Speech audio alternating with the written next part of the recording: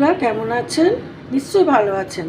আজ আমি একটা এই চিংড়ি মাছ দিয়ে গাঁটি কচু, আলু, একটু পেঁয়াজ টমেটো দিয়ে রান্না করব। আলুটা ছাড়িয়ে নিচ্ছি ছোট ছোট করে, পেঁয়াজটা কুচিয়ে নিচ্ছি। গাঁটি কচুর আমি খোসাটা ছাড়িয়ে নিয়েছি। আমি এই রান্নাটাতে গাঁটি কচু ভাপাইনি, এটা ভেজে যেরকম তরকারি হয় সেরকম বানাবো। তা এটাতে আমি আগে এই চিংড়ি মাছটাতে নুন হলুদ দিয়ে মাখিয়ে নিচ্ছি, যেটা প্রথম। এটা মাখিয়ে একটু রেখে দিই, স্বাদটা ভালোই হবে। একটু নুন দিলাম আর একটু হলুদ দিয়ে একটু মেখে রেখে দিচ্ছি।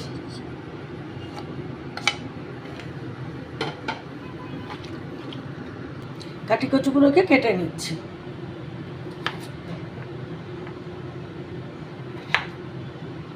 এরকম করে কেটে নিচ্ছি, চাইলে আরও সরু করে কাটা যায়।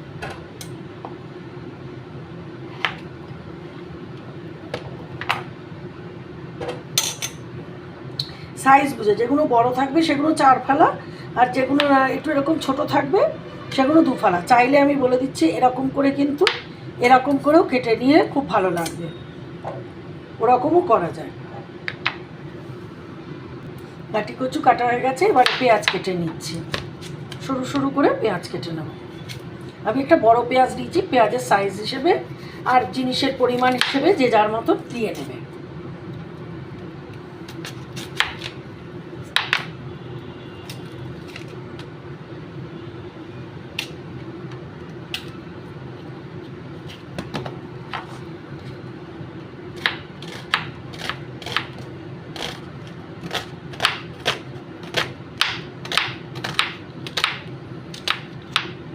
এরকম লম্বা লম্বা করে কেটে নিচ্ছি। যেরকম কাটলে ভালো, এরকম কাটলে দেখতে ভালো লাগবে কাটি কচুর সাথে। পেঁয়াজ কাটা হয়ে গেছে, এবারে আলুটা কাটছি। আলু ছাড়িয়ে নিচ্ছি পরিষ্কার করে।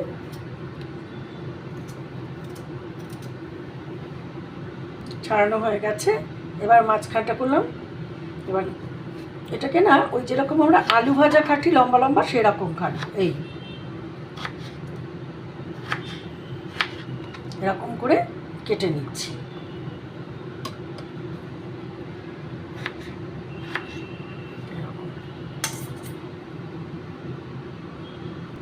আলু কাটা হয়ে গেছে, এবারে টমেটো কাটছি। এই রান্নাটা কিন্তু একটু টক দিতেই হবে।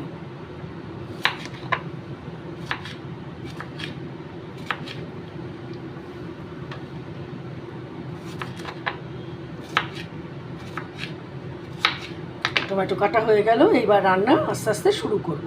সব সবজি কাটা হয়ে গেল, গাঁটি কচু, টমেটো, পেঁয়াজ, এইখানে আলু, ঠিক আছে। এইবার কড়াইতে তেল দিয়ে দিচ্ছি। রান্নাটা কিন্তু একটু তেল লাগবে, এতগুলো মাছ ভাজা, মাছটা তো একটু বেশি হয়েছে, তারপরে আবার গাঁটি কচু, এই ধরনের রান্না একটু তেলটা বেশি লাগে। এখন তেলটা একটু গরম হবে, মাছ ভাজতে দিয়ে দিলাম।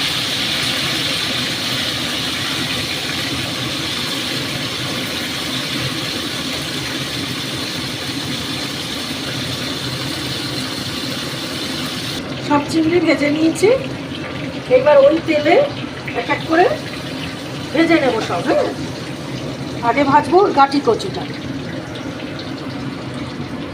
তেল লাগলে আবার দেবো অ্যাজ রিকোয়ার্ড।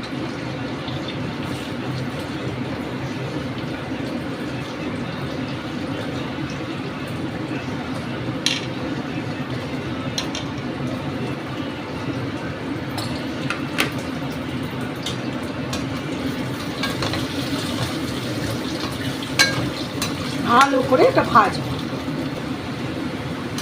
গাঁটি কচু ভাজা হয়ে গেছে, এবার আমি তুলে নিচ্ছি।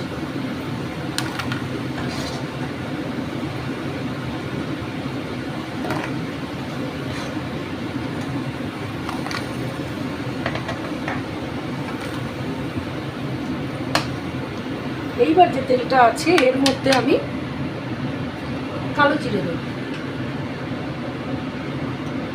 এটা হয়ে গেছে,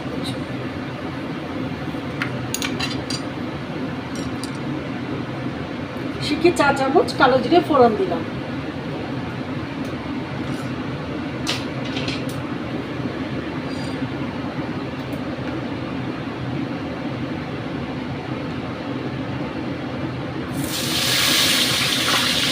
আলু ভাজা দিচ্ছি।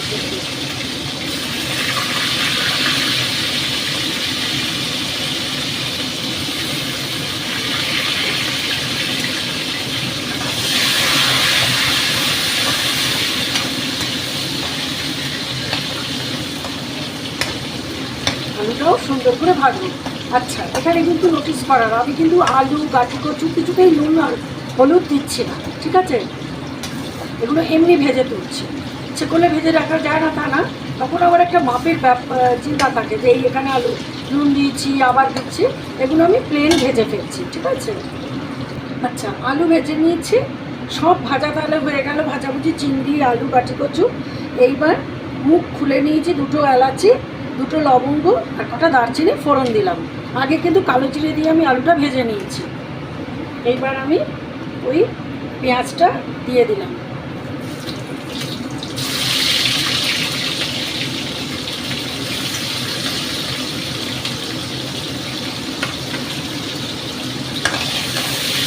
পেঁয়াজটা একটু ভালো করে ভাজবো।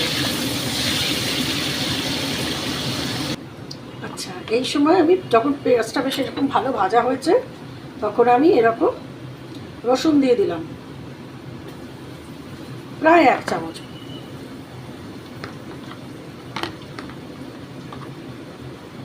আর এই 1 চামচ আদা দিয়ে দিলাম।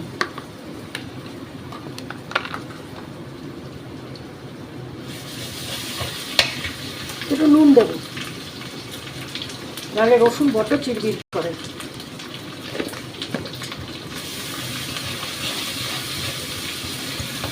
পেঁয়াজ রসুনটাকে একটুখানি ভালো করে কষিয়ে নিই।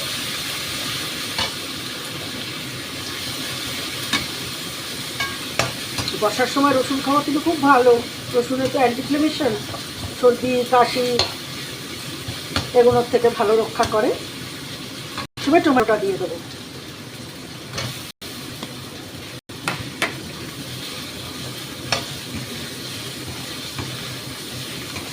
এই টমেটো দিয়ে কষতে কষতে আমি শুকনো মশলাগুলো দিয়ে দেবো।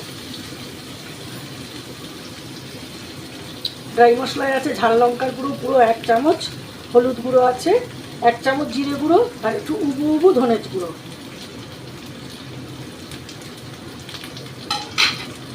একটু জল দেবো, শুকনো মশলা দিলাম তো। আবার একটু কষবো ভালো করে, পুরো চড়া আছে হাই ফ্লেমে। এবারে ভালো করে মশলাটাকে এর সাথে কষে নেবো। একটু টমেটোগুলো যখন একটু সফট হবে, তখন ওই সমস্ত দিয়ে কষতে দেবো, ফুটতে দেবো। আর ভাজা তো ভালো করে করেই নিয়েছি। কি সুন্দর কালারটা এলো। এটা আবার একটু কষুক। আচ্ছা, আমি একটু নুন দিয়েছিলাম, আর একটু নুন দিয়ে দিচ্ছি।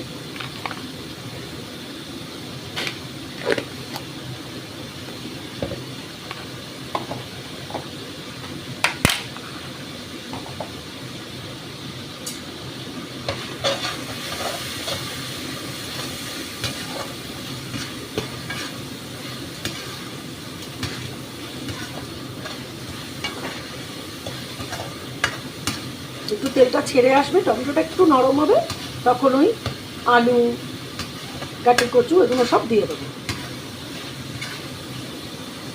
মশলা কষে এসছে, এখন আমি সবজিগুলো দিচ্ছি, দিয়ে আবার একটু কষিয়ে নেব। গাটি কচু দিলাম,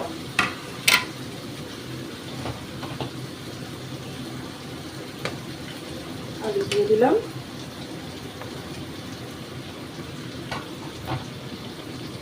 গ্যাসটা গরম আছেই রেখেছি। একটু মশলা দিয়ে নাড়াচাড়া করে জল দিয়ে দেবো।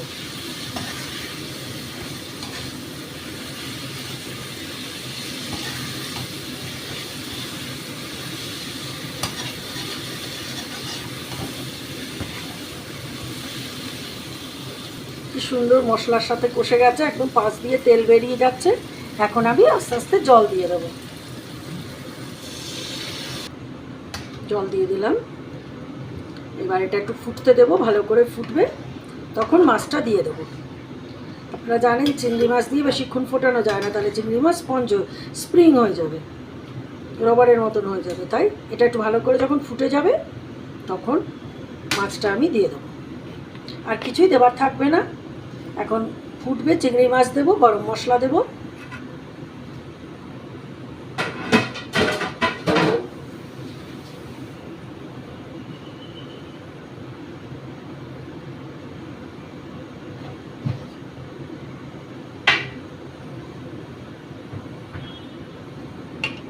ঢাকা দিয়ে দিলাম, এবার একটু ফুটবে। আচ্ছা, ঝোল অনেকটা ফুটে গেছে, এখন আমি চিংড়িটা দিয়ে দিচ্ছি। তেল টেল শুদ্ধ দিয়ে দিলাম।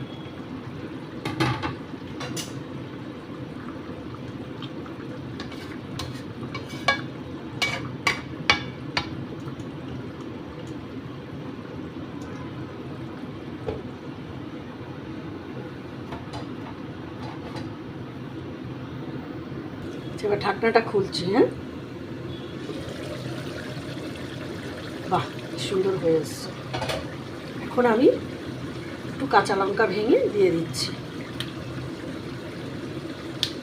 আমার আবার একটু রান্নায় কাঁচা লঙ্কা না দিলে, মানে যে রান্নাটায় ঝাল দিই, আমার যেন মনে হয় যেন রান্নাটা সম্পূর্ণ হলো না।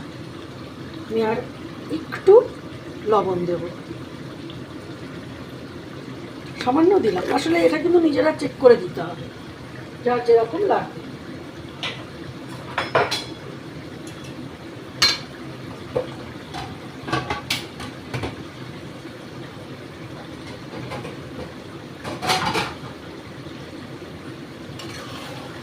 একদম হয়ে গেছে, এরপর বেশি করলে আবার টেনে যাবে।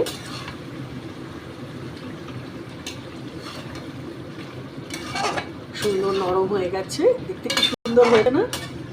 আপনারা কিন্তু এরকমভাবে বানাবেন, বানিয়ে আমাকে জানাবেন যে আমার বাড়ির এই পদ্ধতিতে এই গাঁটি কচুর তরকারি।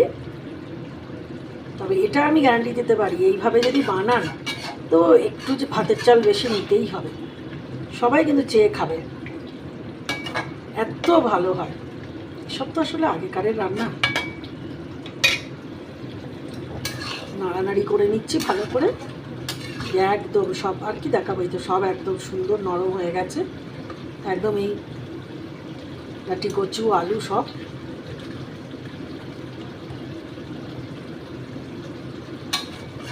সাবস্ক্রাইব করবেন, লাইক করবেন। আর সব খুব কিন্তু হেলদি, গাঁটি কচু কিন্তু খুব হেলদি খাবার। এইবারে আমি একটু গরম মশলা দিলাম, গ্যাসটা বন্ধ করে দিলাম। হ্যাঁ, গ্যাসটাকে বন্ধ করে দিলাম। এবারে আমি একটু গরম মশলার গুঁড়ো দিয়ে দিচ্ছি। চিংড়ি মাছ দিয়ে রান্না, একটু তো গরম মশলা দিতেই হবে। ভাজা মশলাও যদি দিতে চাওয়া যায় না, ভালো লাগবে। ভাজা মশলা করে একটু, সেটাও ভালো লাগবে। গরম মশলাটা দিতেই হবে। টুকু টুকু ব্যাপার তো সুন্দর, দেখুন কি সুন্দর লাগছে না? দিয়ে দিচ্ছি।